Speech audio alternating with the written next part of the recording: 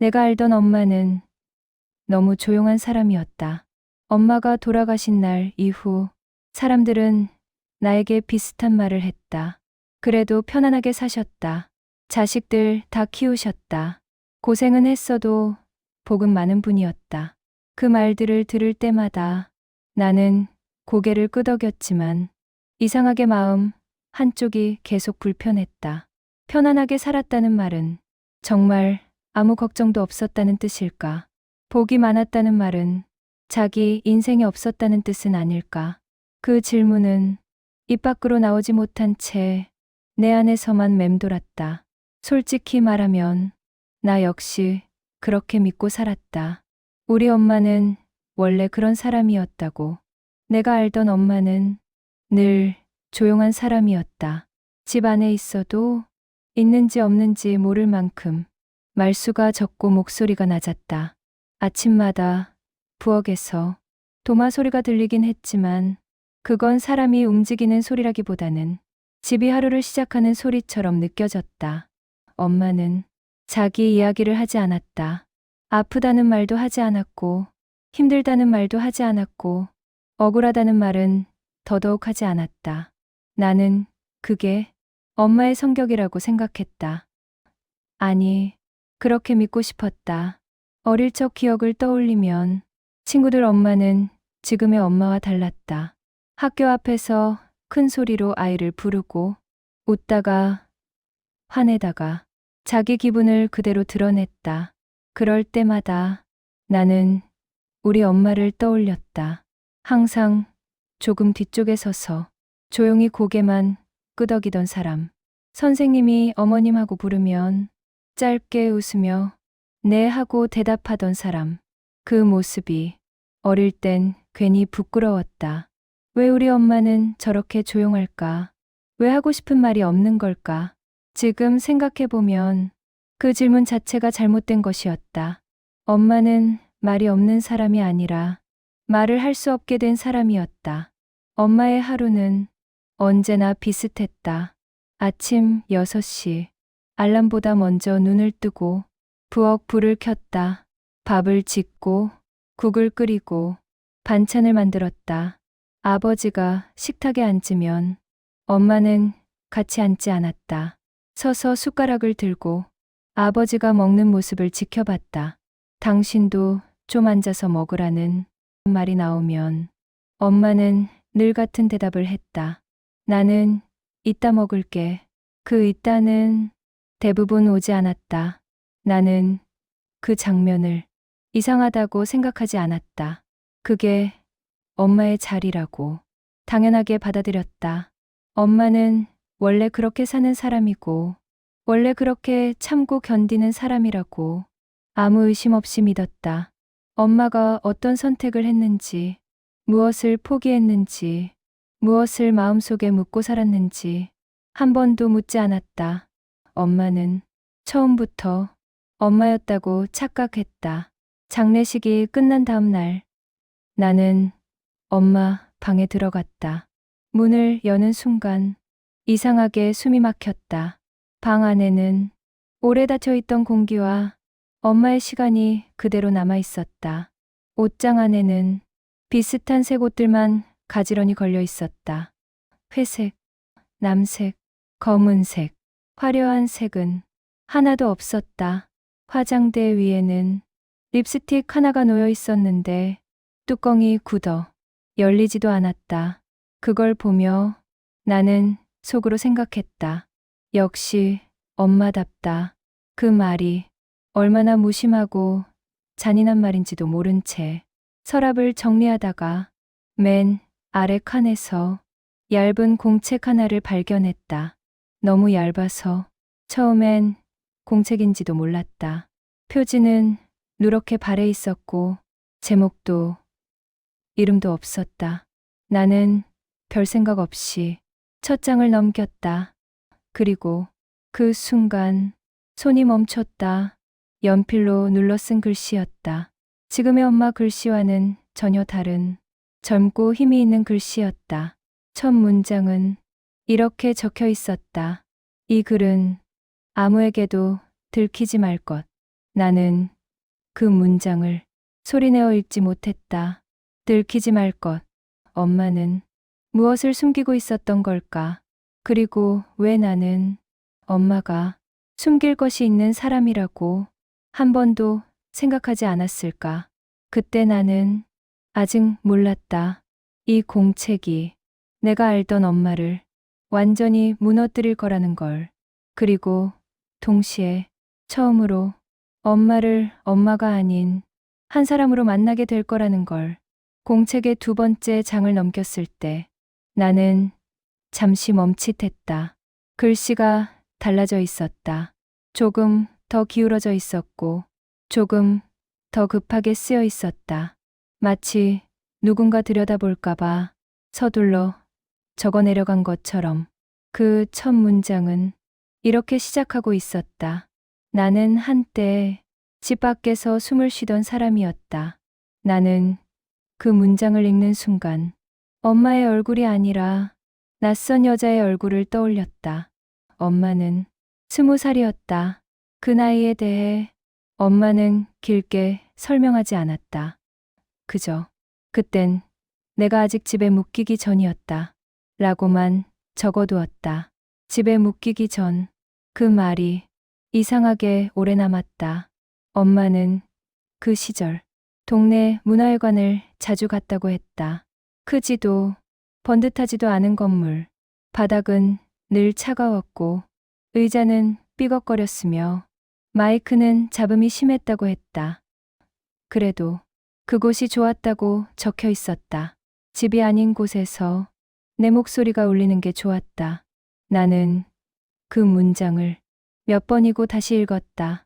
엄마에게도 자기 목소리가 울리던 장소가 있었다는 사실이 믿기지 않았다. 엄마는 노래를 불렀다.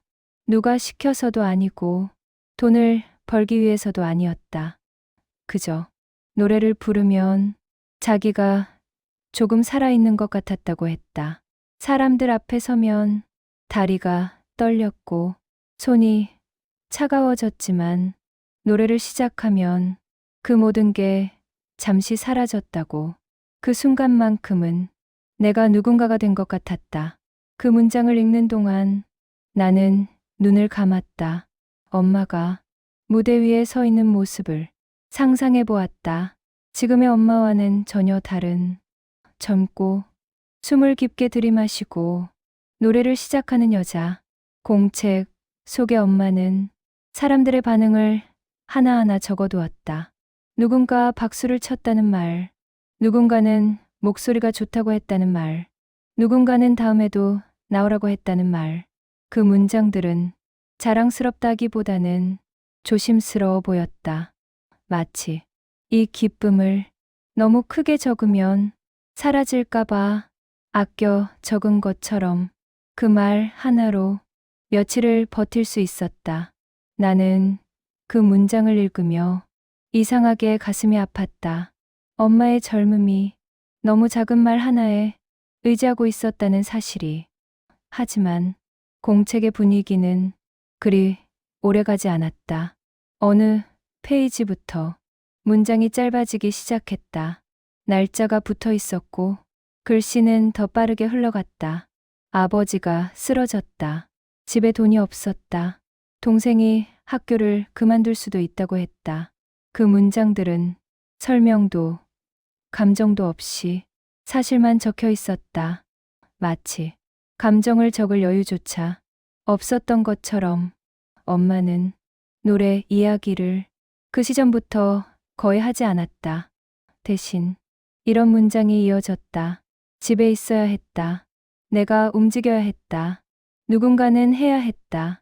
그 문장들 사이에는 나라는 단어가 점점 사라지고 있었다. 그리고 한 페이지를 넘겼을 때 나는 손이 다시 멈췄다. 그곳엔 이 문장이 적혀 있었다. 노래를 그만두기로 했다. 아무 설명도 없었다. 아쉬움도 후회도 결심의 과정도 없었다. 그저 결과만 있었다. 나는 그 페이지를 한참 바라봤다. 엄마는 어떤 얼굴로 그 결정을 했을까? 누군가와 상의했을까? 울었을까?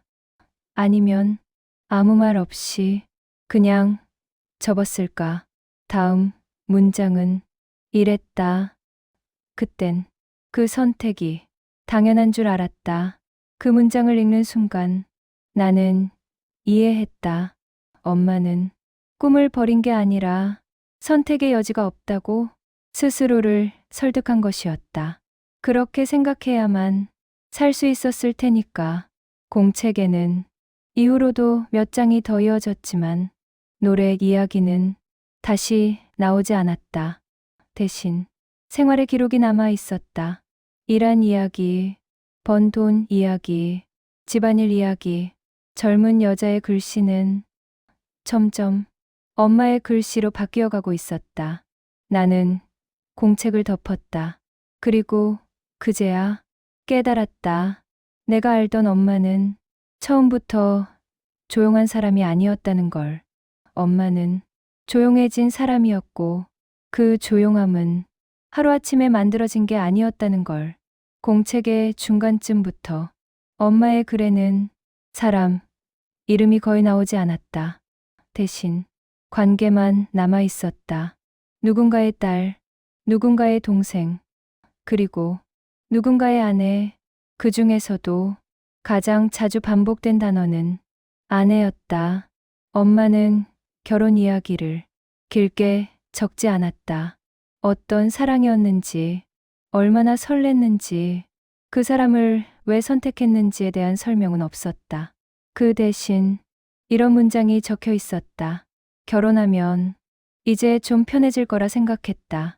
나는 그 문장을 읽고 잠시 고개를 숙였다. 엄마에게 결혼은 사랑의 완성이 아니라 삶의 부담을 나누는 선택이었던 것이다. 결혼식 날에 대한 기록은 딱 2줄뿐이었다. 사람이 많았다. 웃느라 얼굴이 아팠다. 그 뒤에 이런 문장이 이어졌다. 그날 이후로 내 이름을 부르는 사람이 줄었다. 처음엔 엄마도 그 변화를 크게 의식하지 않았던 것 같았다. 집에선 여보라고 불렸고 밖에선 누구네 새댁이라고 불렸다. 그 정도는 다들 그렇게 사는 거라고 스스로를 다독였던 것 같았다. 공책에는 이런 문장이 있었다. 이름은 잠시 내려놓은 거라고 생각했다. 잠시. 그 단어가 유난히 마음에 남았다. 시댁에 처음 인사를 갔던 날에 대한 기록은 조금 더 길었다.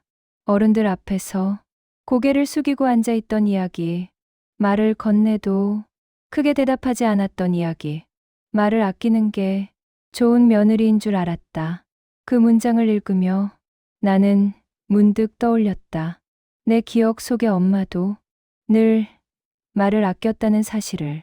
시간이 지나면서 엄마의 공책에는 하루의 일정이 적히기 시작했다. 무엇을 샀는지, 무엇을 만들었는지, 누가 왔는지, 그 사이사이에 짧은 문장이 끼어 있었다. 오늘도 별일은 없었다.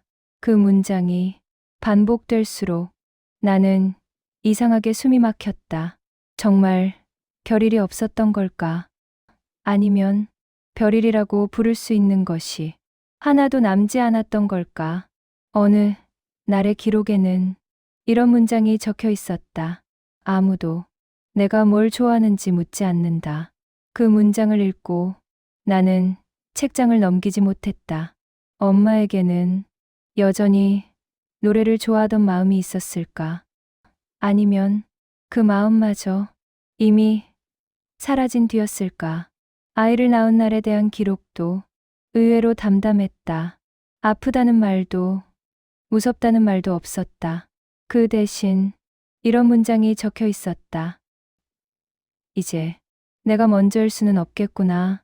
그 문장은 결심처럼 보이기도 했고 체념처럼 보이기도 했다. 아마도 둘 다였을 것이다. 아이를 키우는 동안 엄마의 공책은 점점 얇아졌다. 글씨는 더 작아졌고 문장은 더 짧아졌다. 바쁘다, 피곤하다, 괜찮다, 괜찮다는 말이 유독 자주 나왔다. 나는 그 말이 정말 괜찮다는 뜻이 아니라는 걸 이제는 안다. 어느 페이지 끝에는 이런 문장이 혼자 적혀 있었다. 가끔 내 이름을 속으로 불러본다. 나는 그 문장을 읽고 처음으로 엄마의 이름을 소리내어 불러보았다. 아무도 없는 방에서 그 이름이 이상하게 낯설게 느껴졌다. 나는 그제야 깨달았다. 엄마는 이름을 잃은 게 아니라 이름을 부를 수 없는 자리에 너무 오래 머물러 있었던 것이다. 공책을 덮으며 나는 생각했다. 내가 알던 엄마의 조용함은 성격이 아니라 역할이었고 그 역할은 하루하루 조금씩 엄마의 자리를 지어갔다는 것을. 공책의 글씨는 이 시점부터 더 작아져 있었다. 마치 들키지 않으려는 것처럼 혹은 자기 자신에게조차 크게 말하고 싶지 않은 것처럼 엄마는 밤 이야기를 적기 시작했다. 집이 조용해지면 그제야 하루가 끝난 것 같다. 그 문장은 아이들이 모두 잠든 뒤에야 엄마의 시간이 시작되었다는 뜻처럼 느껴졌다. 낮 동안의 엄마는 늘 누군가를 향해 있었다. 아이를 향해, 남편을 향해, 집안을 향해. 하지만 밤이 되면 엄마는 처음으로 아무도 보지 않는 사람이 되었다. 엄마는 밤에 불을 켜지 않았다고 했다. 부엌 불도 방 불도 켜지 않고 작은 스탠드만 켜두었다. 혹시라도 누군가 깰까봐. 그 조심스러움이 문장 사이사이에서 고스란히 느껴졌다. 공책에는 이런 문장이 있었다. 밤에는 소리를 내지 않아도 된다. 나는 그 문장을 읽으며 한참을 생각했다. 낮에는 소리를 내지 않기 위해 얼마나 많은 힘이 필요했을까. 엄마는 밤마다 라디오를 켰다. 아주 작은 소리로. 주파수를 맞추는 것도 조심스럽게 했다고 적혀 있었다. 노래가 나오면 숨을 조금 편하게 쉴 수 있었다. 그 문장을 읽으며 나는 엄마가 노래를 완전히 잊지 않았다는 사실을 그제야 알았다. 엄마는 따라 부르지 않았다고 했다. 대신 속으로만 불렀다. 입술만 움직이거나 마음속으로만 소리를 내면 다시 예전으로 돌아갈 것 같았다. 그 말의 뜻을 나는 한참 뒤에야 이해했다. 노래를 부르면 잊어두었던 나가 다시 고개를 들까봐 엄마는 그걸 두려워했던 것이다. 공책에는 이런 기록도 있었다. 가끔 울고 싶을 때가 있다. 하지만 왜 울고 싶은지에 대한 설명은 없었다. 아마 이유가 너무 많아서 하나로 적을 수 없었을 것이다. 엄마는 울지 않았다고 했다. 울면 다음 날을 버틸 수 없을 것 같아서. 그래서 울고 싶은 날엔 손을 꼭 잡고 눈만 감았다고 했다. 그 장면을 상상하자 나는 숨이 막혔다. 어느 날의 기록에는 이 문장이 있었다. 딸을 보며 나를 본다. 그 문장은 짧았지만 무겁게 다가왔다. 엄마는 내가 커가는 모습을 보며 자기 자신을 떠올렸던 것이다. 말을 하고 싶어 보인다. 하고 싶은 게 많아 보인다. 그 문장들 뒤에는 아무 말도 이어지지 않았다. 대신 한 줄이 더 있었다. 그래서 아무 말도 하지 않았다. 나는 그 문장을 읽으며 비로소 깨달았다. 엄마의 침묵은 무관심이 아니라 지켜주고 싶은 마음이었다는 것을. 공책의 한 페이지 끝에는 이런 문장이 있었다. 내가 말하지 않으면 이 아이는 나보다 조금 더 자유로울 거라 믿었다. 그 믿음이 얼마나 외로웠을지 나는 감히 짐작조차 할 수 없었다. 엄마는 딸에게 자기 이야기를 하지 않았다.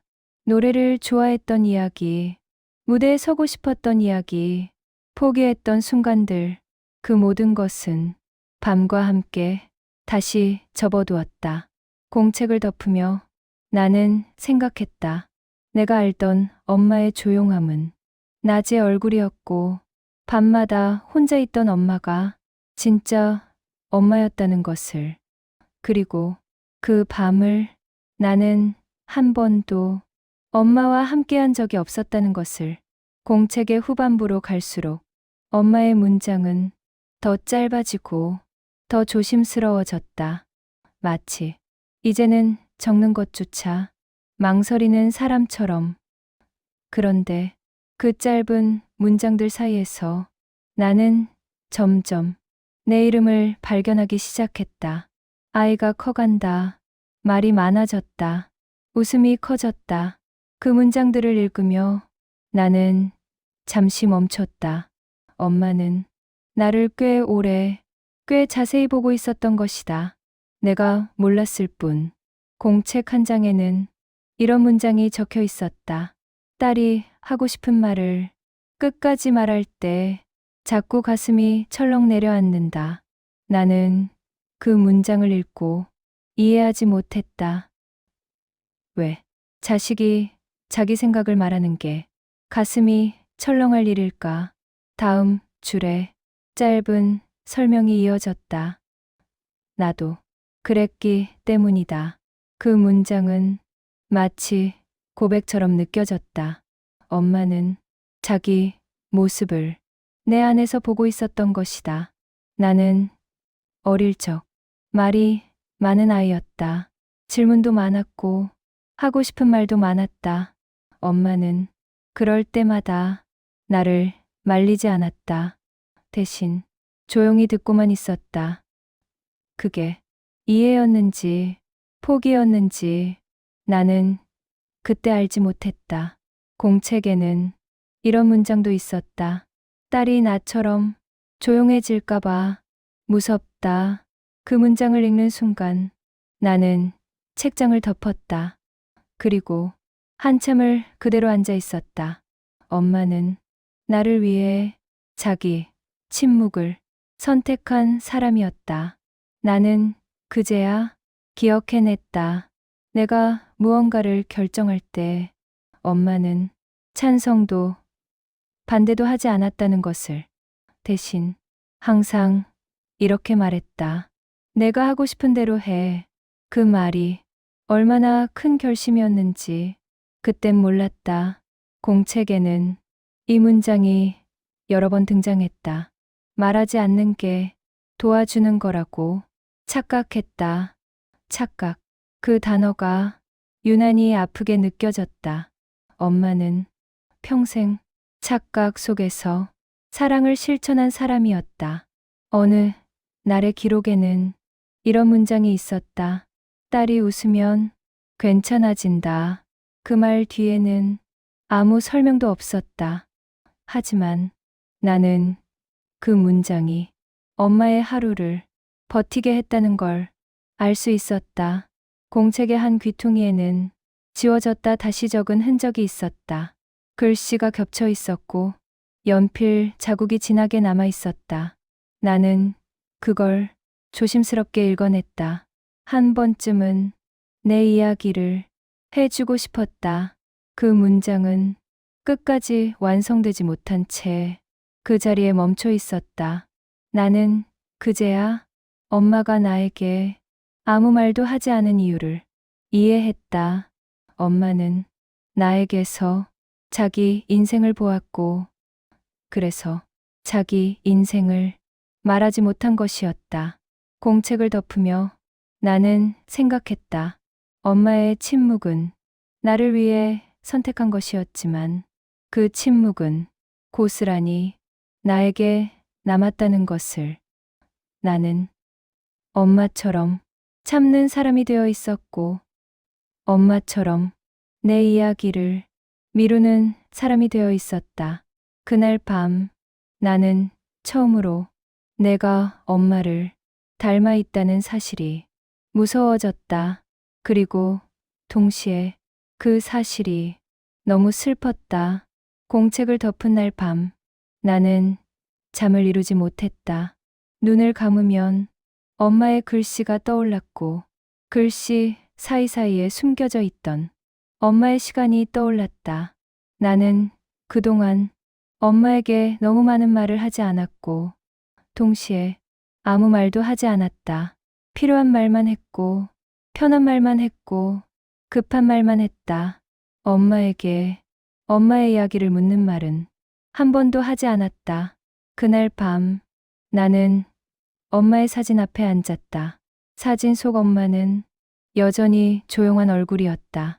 늘 그렇듯 웃음도 표정도 크지 않았다. 하지만 이제는 안다. 그 얼굴이 비어 있었던 게 아니라 너무 많은 걸 안으로 넣고 있었던 얼굴이었다는 것을. 나는 사진을 보며 처음으로 엄마에게 말을 걸었다. 엄마, 그땐 어땠어? 그 질문은 너무 늦게 나온 질문이었다.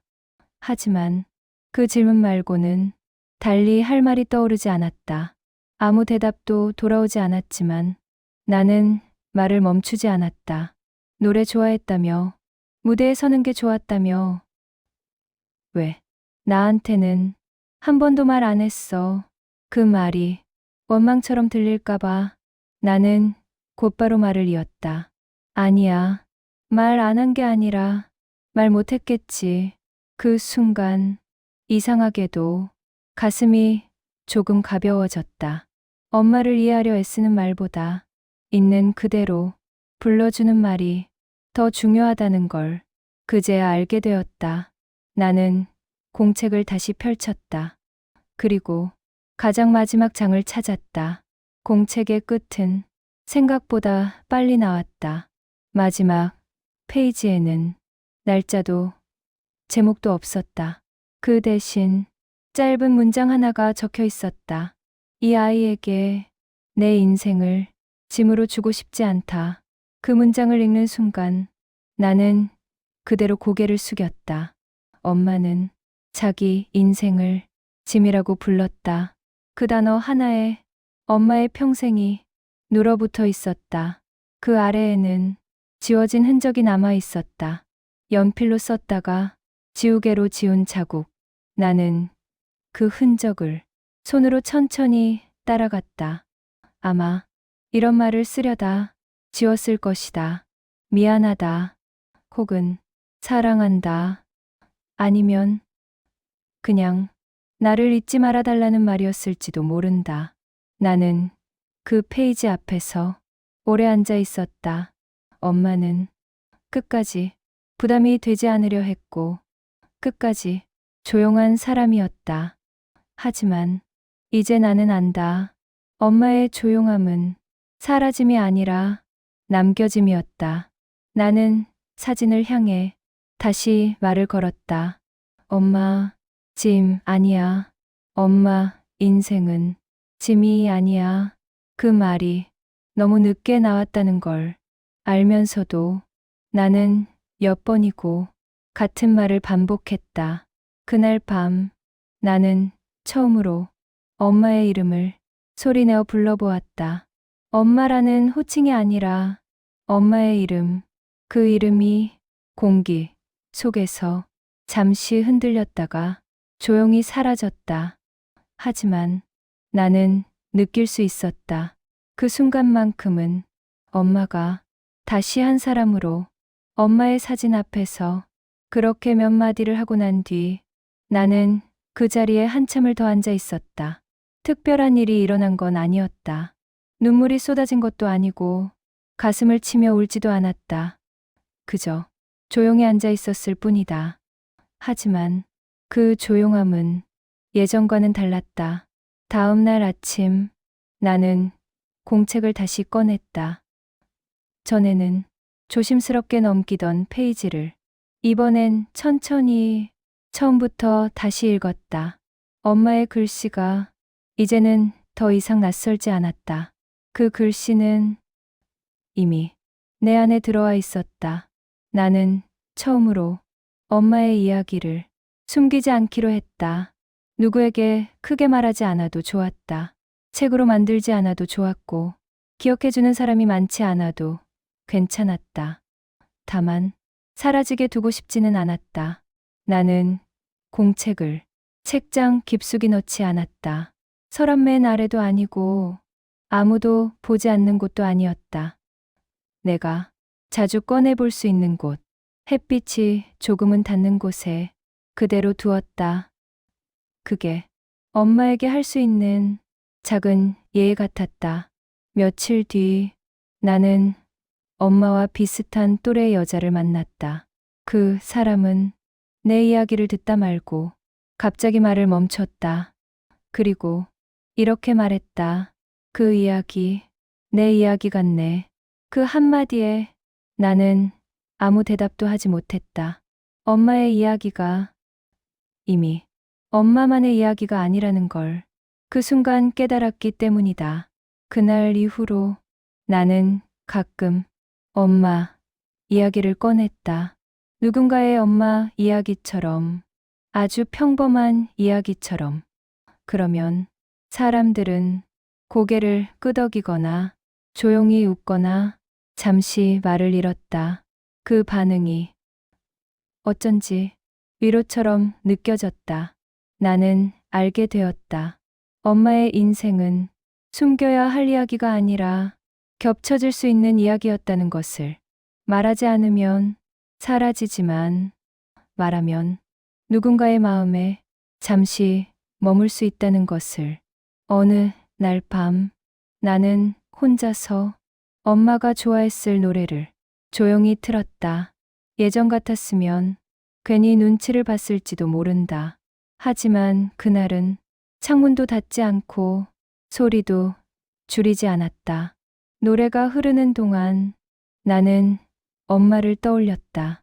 노래를 듣기만 하던 엄마, 속으로만 따라 부르던 엄마, 그리고 말없이 웃던 엄마. 나는 그제야 이야기를 전하는 사람이 된다는 게 무엇인지 알 것 같았다. 대신 살아주는 것도 아니고, 대신 울어주는 것도 아니다. 그저 사라지지 않게 이름을 불러주는 일. 그게 지금의 내가 엄마에게 할 수 있는 전부였다. 그날 밤 나는 공책의 빈 페이지에 처음으로 내 글씨를 적었다. 엄마의 글씨 옆에 조심스럽게. 이 이야기는 이제 이 이야기를 여기까지 듣고 있는 당신은 아마도 누군가의 딸이거나 누군가의 엄마이거나 혹은 둘 다일 것이다. 어쩌면 지금 이 순간에도 자기 이야기를 조용히 접어두고 사는 사람일지도 모른다. 엄마의 공책을 덮은 뒤 나는 자주 생각했다. 이 이야기를 굳이 세상에 꺼내야 할 이유가 있을까? 조용히 간직하면 그것도 나름의 사랑 아닐까? 하지만 이야기는 숨길수록 가벼워지지 않았고 오히려 점점 더 무거워졌다. 나는 깨달았다. 이건 엄마의 이야기가 아니라 엄마 같은 사람들의 이야기라는 것을. 말하지 않아서 없어진 게 아니라 말하지 못해서 쌓여온 이야기라는 것을. 어느 날 나는 문득 이런 생각을 했다. 만약 누군가가 엄마의 젊은 시절을 한 번만이라도 진지하게 들어주었다면, 노래를 좋아했다고, 무대에 서는 게 좋았다고 그 시절의 마음을 누군가가 한 번만이라도 물어봐 주었다면 엄마의 인생은 조금 달라졌을까? 아니면 같았더라도 조금 덜 외로웠을까? 그 질문에 나는 아직 답을 찾지 못했다. 다만 이건 분명히 알게 되었다. 지금이라도 이 이야기를 누군가가 듣는다면 엄마의 젊음은 완전히 사라지지 않는다는 것. 그래서 나는 이 이야기를 여기까지 끌고 왔다. 큰 의미를 붙이지 않기 위해, 교훈을 만들지 않기 위해, 그저 당신의 마음 어딘가에 잠시 머물렀으면 해서 혹시 이 이야기를 들으며 문득 떠오른 얼굴이 있다면 늘 조용했던 엄마, 자기 이야기를 하지 않던 아내, 혹은 바로 당신 자신이라면 오늘 하루만큼은 그 이름을 속으로라도 불러주면 좋겠다. 엄마의 이름을, 아내의 이름을, 그리고 당신 자신의 이름을. 그 이름은 불리지 않았을 뿐 사라진 적은 없으니까. 이 이야기는 여기서 끝이지만 당신의 이야기는 아직 끝나지 않았다. 아직 말하지 않은 문장이 있고 아직 접지 않아도 될 페이지가 남아 있다. 나는 오늘도 공책을 꺼내 엄마의 글씨를 바라본다. 그리고 조용히 덧붙인다. 이제는 들키지 않아도 된다고. 이제는 당신 혼자가 아니라고. 이 이야기를 끝까지 들어준 당신에게 고맙다는 말을 남긴다. 당신이 들어주었기 때문에 누군가의 젊은 시절은 오늘 다시 한번 세상에 존재하게 되었다.